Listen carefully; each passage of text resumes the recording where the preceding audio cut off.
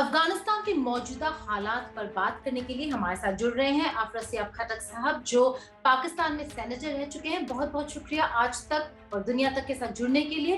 جاننا چاہیں گے کہ کچھ انٹیلیجنس رپورٹس امریکہ سے جو آ رہے ہیں وہ یہ کہتے ہیں کہ 90 ڈیز لگیں گے طالبان کو کابل پہنچنے میں۔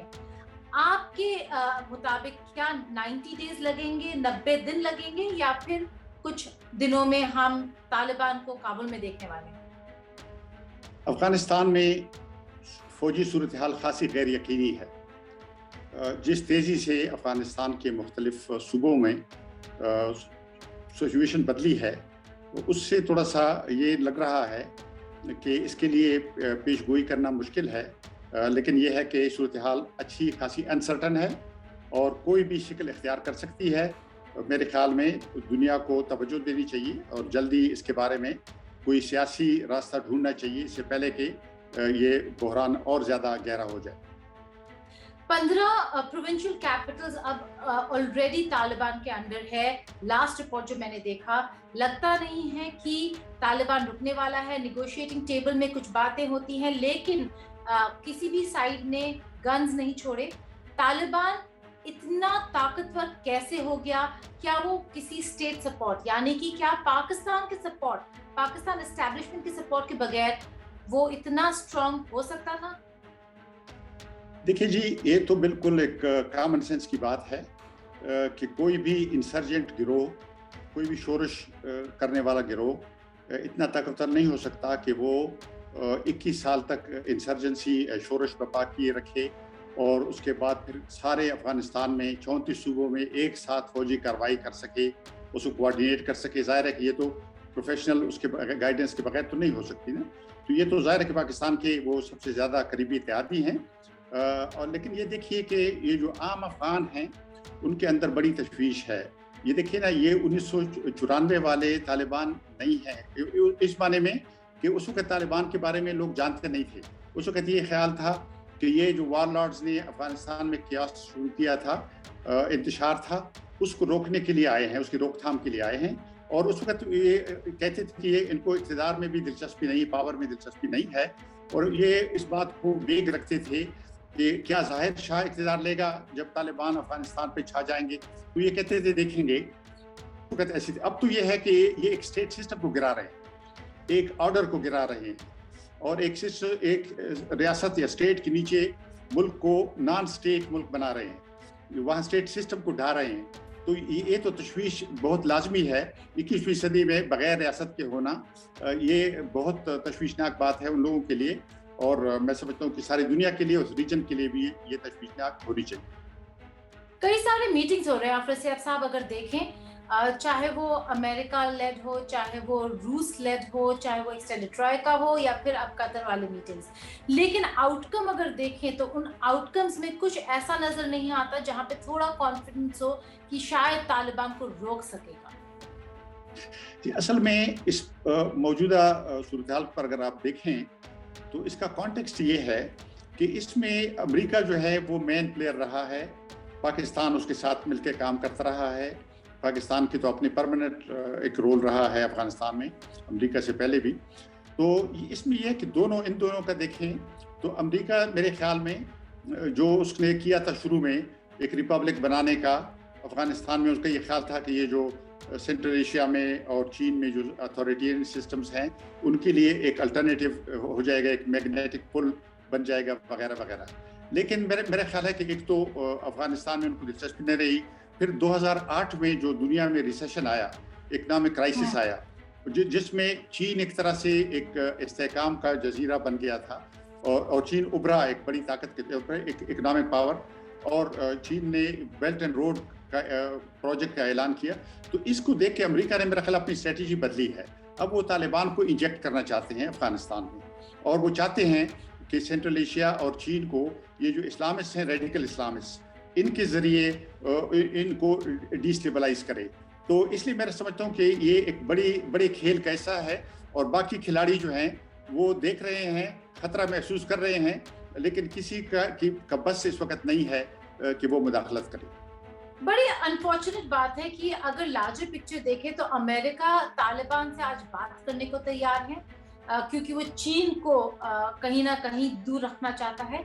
लेकिन पाकिस्तान के लिए अगर आप देखें तो दोनों तरफ से काफी स्मगली बहुत स्माइल कर रहे हैं पाकिस्तान के जनरल्स और आईएसआई एस्टैब्लिशमेंट। क्यों? क्योंकि चाहे वो चीन को ब्लॉक करने की कोशिश करे या फिर खुद बात करे, तालिबान वापस आ रहा है अफगानिस्तान में। ये जो पूरे साउथ एशियन कंट्रीज हैं आफर सैफ साहब, उनके लिए काफी ज्यादा गंभीर, काफी ज्यादा टेंस सिचुएशन है और वो काफी कंसर्न है कि इससे साउथ एशियन कंट्रीज के सिक्योरिटी इम्प्लीकेशंस क्या होंगे। देखिए जी, पाकिस्तान में मेरे ख्याल में जो सोचने वाले लोग हैं उनको भी तशवीश है, परेशानी है कि ये जो फंडामेंटलिज्म है, एक्सट्रीमिज्म है, ये अगर उभरेगा तो ये पाकिस्तान को भी थ्रेटन करेगा। और हमने देखा है माजी में कि एक तरह से पाकिस्तान में रिलीजियस इंसर्जेंसीज जो हैं वो नमूदार होती रही हैं। और अगर अफ़गानिस्तान में इस तरह के स्टेटलेस इलाके बन जाते हैं तो वहाँ पे खुद को बेस करके बहुत सारी फोर्सेस न सिर्फ अफ़गानिस्तान को एक तरह से अपने गलबे में लाएंगी, बल्कि पाकिस्तान के बहुत से इलाकों में भी वो सरगर्म हो जाएंगी। और हमें दिख रहे हैं, मसलन टीटीपी जो है वो अभी से कह रही है, टीटीपी ने जो तहरीक तालिबान पाकिस्तान है उसने जो ड्यूरन लाइन के करीब डिस्ट्रिक्ट्स हैं उसके लिए एडमिनिस्ट्रेटर्स के नामों का ऐलान किया था कुछ अर्सा पहले। यानी उन्होंने अपनी एक शेडो एडमिनिस्ट्रेशन बनाई जैसे अफगान तालिबान ने अफगानिस्तान में बनाई थी।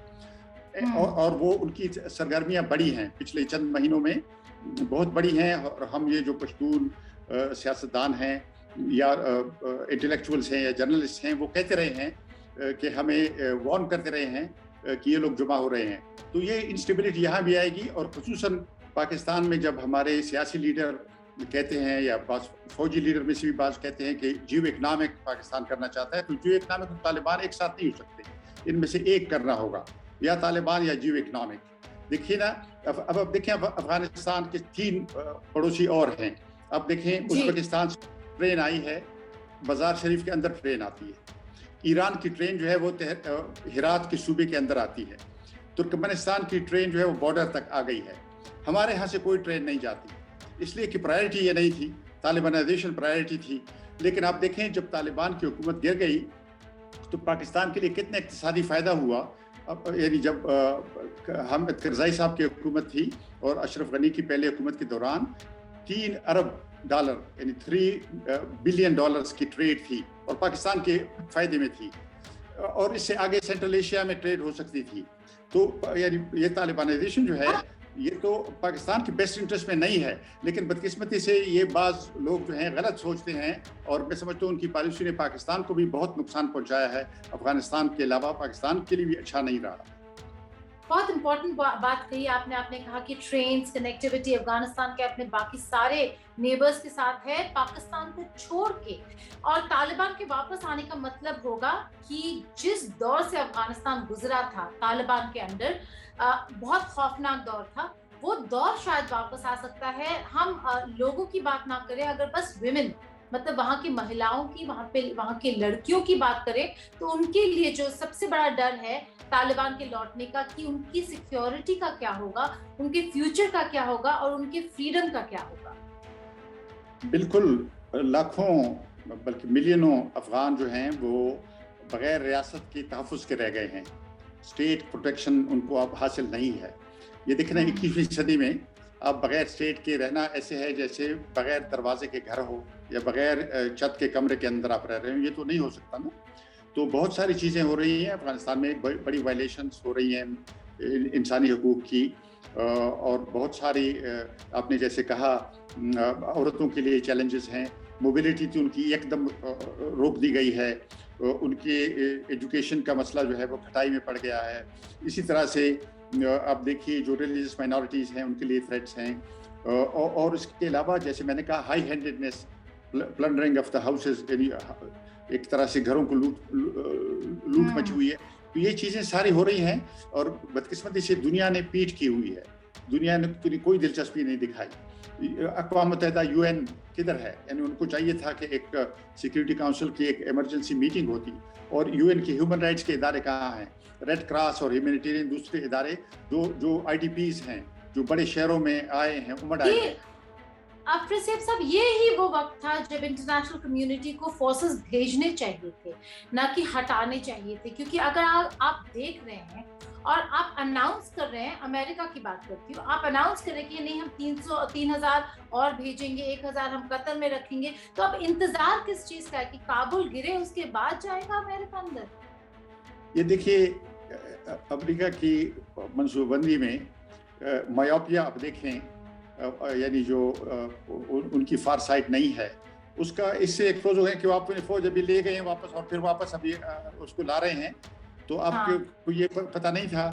ये ऐसे मुल्क की बातें हैं जो कहता है सैटेलाइट, उनके पास सैटेलाइट्स हैं और वो रिकॉर्ड की चीज़ें देखते हैं, इंटेलिजेंस उनके पास है। लेकिन बदकिस्मती है, और जो अफ़गान हैं उनके लिए तो ये पहली बार नहीं है ना। उनके आप देखें, जो लोग साल हा साल रेफ्यूजीज़ रहे, वापस गए, सेटल हुए, अब दोबारा रेफ्यूजीज़ बनने का ख़तरा, तो ये तो देखें ना, उनके दिल से पूछें। तो मैं समझता हूँ कि बहुत ज़्यादती है आम अफ़गानों के साथ, बच्चों के साथ। अफ़गान बच्चों की हालत बहुत ख़राब है, पतली है, और मैं समझता हूँ कि ये इमरजेंसी यानी प्रायोरिटी अब ये होनी चाहिए इस मरहले पे कि वहाँ जो इंसानी बहरान है उसकी रोकथाम के लिए और इंसानी हमदर्दी की बुनियाद पे आलमी बिरादरी को फ़ौरन कदम उठाना चाहिए और किसी और चीज़ का इंतज़ार नहीं करना चाहिए। छोटा सा ऐड करना चाहूंगी, यंग एमपीज जो आज अफगानिस्तान में हैं, आपने सही कहा, बाहर चले गए थे, रेफ्यूजीज थे, पढ़ के लिख कर अपने देश वापस गए ताकि लॉ मेकर्स बन सके। आज फिर से सोच रहे हैं कि क्या यहाँ रहें या फिर वापस जाए, क्योंकि तालिबान तो काबुल आ रहा है। ट्रांजिशन की बात करते हैं, कुछ रिपोर्ट्स आ रहे हैं जहाँ पे ये कहा गया है कि अशरफ गानी जब तक रिजाइन नहीं करेंगे आगे बढ़ नहीं सकती बात। अगर अशरफ गानी रिजाइन करते हैं तो किस किस्म का ट्रांजिशन हम देखेंगे पावर में, क्योंकि अगर वहां पे ट्रांजिशन होता है, तालिबान इलेक्शंस के सपोर्ट में नहीं है। अगर इलेक्शंस नहीं है और तालिबान कहता है कि हम इलेक्टेड, हम अफगानिस्तान के लोगों के रियल रिप्रेजेंटेटिव्स हैं, तो रियल डेमोक्रेसी कहाँ रहेगी? ये गुजारिश ये है कि जो नान तालिबान अफगान हैं, ये जो रिपब्लिक के हामी हैं, उनमें अगर आप देखें जो उनकी कमज़ोरी रही है या लिमिटेशन रही है, वो ये है कि बदकिस्मती से उन्होंने कोई ऐसा कंसेंसस नहीं बनाया था आपस में। यानी जो अशरफ गनी साहब थे या जो उनकी हुकूमत से बाहर सियासतदान थे, हामिद करज़ई साहब और दूसरे लोग, उन्होंने ये नहीं किया था कि एक मिनिमम प्रोग्राम पे, कॉमन मिनिमम प्रोग्राम पे एक स्टैंड लेते और एक नेशनल कंसेंसस के जरिए तालिबान को रेजिस्ट करते। लेकिन आफ्टर हैविंग सेड दिस, मैं ये भी कहना चाहता हूँ कि डॉक्टर अशरफ गनी ने आखिर में ये कहा था कि अगर कोई पीस डील होती नजर आती है तो वो इस्तीफा दे देंगे और वो दोबारा इलेक्शन भी कंटेस्ट नहीं करेंगे, ये उन्होंने कहा था। तो उनके ये नहीं था कि उन्होंने कहा कि वो बिल्कुल इस्तीफा नहीं देंगे, लेकिन उन्होंने कहा था कि देखिए ना, आप कोई बस जंग बंदी आप कर लें, कोई पैकेज पे आप एग्री कर लें, उसके बाद एक ट्रांजिशनल गवर्नमेंट ले आएं जो उसको इम्प्लीमेंट करे। ये ट्रांजिशनल गवर्नमेंट तो पीस डील को इम्प्लीमेंट करने के लिए है ना, तालिबान के लिए जगह खाली करना तो और बात है ना, वो तो पीस डील तो नहीं, वो तो पीस डील नहीं हुआ ना। आखिरी सवाल पूछना चाहूंगी, जितने इन्वेस्टमेंट्स हैं अलग अलग देशों के, भारत के specially development projects, infrastructure projects, Herat अब तालिबान के अंडर है। कहा जाता है कि जो भारत ने मदद करके सलमा डैम बनाया वो भी तालिबान के अंडर आ गया है। क्या फ्यूचर है इन इंफ्रास्ट्रक्चर प्रोजेक्ट्स के? देखिए जी, तालिबान का अगर माजी कोई एविडेंस है या माजी को हम एविडेंस बना सकते हैं, तो उनको तरक्की वरक्की में कभी दिलचस्पी नहीं रही। वो एक वार मशीन है जो लड़ाई लड़ती रही है मुसलसल, और इक़्तिदार में आने के बाद भी वो लड़ाइयाँ लड़ते हैं। यानी हमने देखा है कि एक तरह से जंग उन्होंने कभी बंद नहीं की, और इसी वजह से ये जो इंटरनेशनल जंग फिर अफगानिस्तान के अंदर आ गई थी, आपने देखा 1990s में। तो मेरा ख्याल है अब भी मुझे ऐसी कोई तवक्को उनसे नहीं है।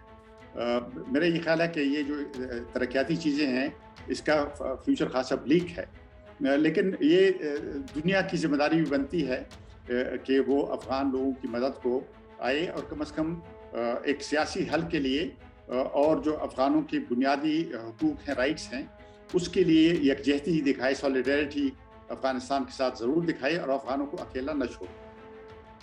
क्या आपको लगता है कि अगर देश अलग अलग देश ये कह दे तालिबान को कि अगर आप डेमोक्रेटिक प्रोसेस नहीं फॉलो करेंगे तो फिर हमारे तरफ से फाइनेंशियल एड या बिजनेस की कोई ख्वाहिश ना रखे, इससे क्या कोई फर्क पड़ेगा? या फिर जैसे इमरान खान का एडमिनिस्ट्रेशन पाकिस्तान में है वैसे ही अफगानिस्तान में भी तालिबान आईएसआई का पपेट एडमिनिस्ट्रेशन बन के रह जाएगा? देखिए जी, तालिबान की ये कहना कि दुनिया उनको देख रही है, ये अहम है, ये कहना चाहिए। और दुनिया जो है वो इंडिफरेंट नहीं है, और दुनिया जो है वो इसको देखेगी कि वहाँ पे किस तरह का निज़ाम, मतलब एक अवाम की सॉवरेनिटी, जो अफगानिस्तान के अवाम की सॉवरेनिटी है, उसको माना जाता है या नहीं, ये इम्पॉर्टेंट बात है। लेकिन ये ज़रा देखने वाली बात है कि जिस तरह से बाज़ मगरबी ममालिक कह रहे हैं कि हम रिकगनाइज़ नहीं करेंगे, हम उनके साथ इंटरेक्ट नहीं करेंगे। मेरा ख्याल है तालिबान जो एक परीहा स्टेट, जो एक ऐसी स्टेट के आदी हैं जो इंटरनेशनल ऑर्डर का ज़्यादा हिस्सा बनना चाहते भी नहीं हैं और पहले भी नहीं रहे हैं। अब भी मैं नहीं समझता कि उनको ज़्यादा दिलचस्पी है ये कि उनको दोहा के दफ्तर से उन्होंने इंटरनेशनल लोगों के साथ बातचीत की है, लेकिन जो दोहा में लोग बैठे बात कर रहे हैं वो तो असल में वहाँ पे एक सेरेमोनियल बात है, एक नुमाइशी बात है। लेकिन जो तालिबान फाइटर्स ग्राउंड पे कर रहे हैं अफगानिस्तान में, वो एक्चुअल और असल बात है। तो अगर अफगानिस्तान के अंदर क्या हो रहा है उसको अगर हम देखें तो नज़र नहीं आता कि उनको बहुत इंटरनेशनल नॉर्म्स की परवाह है और इंटरनेशनल उनको सेंसिटिविटीज़ की ज़्यादा परवाह है। तो ये है कि दुनिया को देखना होगा कि क्या 1990s की तरह की सूरत हाल अगर दोबारा आ जाती है तो फिर क्या किया जा सकता है। आफिर सियाब साहब, बहुत बहुत शुक्रिया आज तक के साथ बात करने के लिए। देखना यही होगा कि कब कितने दिनों तक अफगानिस्तान या अफगानिस्तान की सरकार तालिबान का मुकाबला करते रहेगी, या फिर कोई पीस सेटलमेंट होगा, या फिर ऐसे ही लड़ाई कर कर जगहों को जीता जाएगा। जो भी है, फ्यूचर जो है साउथ एशिया का, वो अफगानिस्तान के स्टेबिलिटी और पीस पर डिपेंड करता है। बहुत बहुत शुक्रिया हमारे साथ जुड़ने। शुक्रिया, आपका शुक्रिया, बड़ी मेहरबानी, थैंक यू।